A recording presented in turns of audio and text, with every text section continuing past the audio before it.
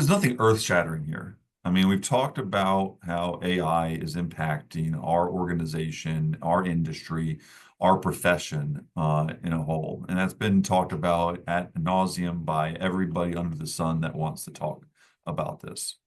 I think there's a lot of fear mongering that is happening around what AI is going to do and how that's going to take jobs away and how that's going to impact the profession negatively, in which actually I'm pretty excited about where it's going to take us as a profession. Um, what we've talked about historically is the idea of the retirement revolution, that we're going to see 75% of CPAs retire.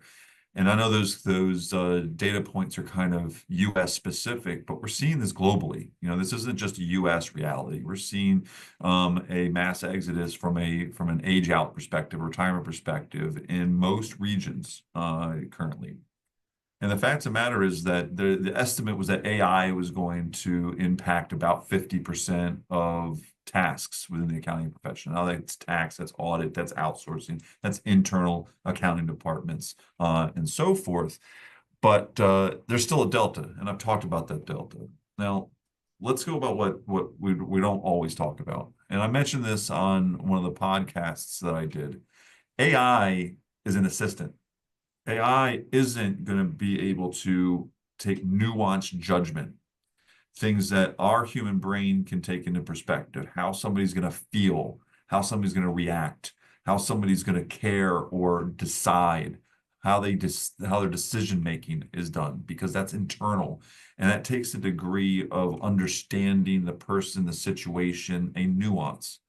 I can tell you right now that from my side of things, just our utilization of ChatGPT internally and how it's elevated my ability to lead is so impactful. So what I see is a continued adoption of AI into the accounting profession, one that drives the idea of a more advisory level finance team that can actually do more with less. And I know that's an old term that's kind of has a negative connotation to it, but this is more of a do more value and less tactical.